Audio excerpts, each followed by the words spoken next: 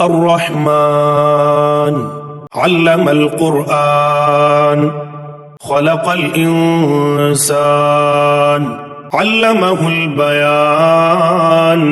الشمس والقمر بحسبان والنجم والشجر يسجدان والسماء رفعها ووضع الميزان ألا تطغوا في الميزان وأقيموا الوزن بالقسط ولا تخسروا الميزان والأرض وضعها للأنام فيها فاكهة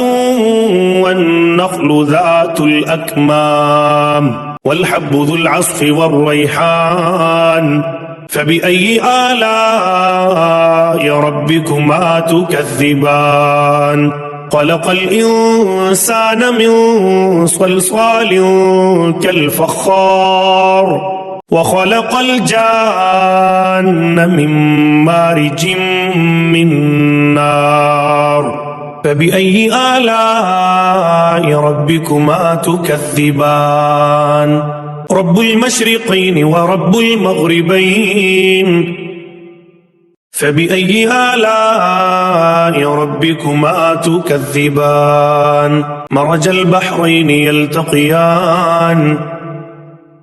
بينهما برزخ لا يبغيان فبأي آلاء ربكما تكذبان يخرج منهما اللؤلؤ والمرجان فبأي آلاء ربكما تكذبان وله الجوار المنشآت في البحر كالأعلام فبأي آلاء ربكما تكذبان كل من عليها فان ويبقى وجه ربك ذو الجلال والإكرام فبأي آلاء ربكما تكذبان يسأله من في السماوات والأرض كل يوم هو في شأن فبأي آلاء ربكما تكذبان سنفرغ لكم أيها الثقلان فبأي آلاء ربكما تكذبان يا معشر الجن والإنس إن استطعتم أن تنفذوا من أقطار السماوات والأرض فانفذوا لا تنفذون إلا بسلطان فبأي آلاء ربكما تكذبان يرسل عليكما شواظ من نار ونحاس فلا تنتصران فبأي آلاء ربكما تكذبان فإذا انشقت السماء فكانت وردة كالدهان فبأي آلاء ربكما تكذبان فيومئذ لا يسأل عن ذنبه إنس ولا جان فبأي آلاء ربكما تكذبان يعرف المجرمون بسيماهم فيؤخذ بالنواصي والأقدام فبأي آلاء ربكما تكذبان هذه جهنم التي يكذب بها المجرمون يطوفون بينها وبين حميم آن فبأي آلاء ربكما تكذبان ولمن خاف مقام ربه جنتان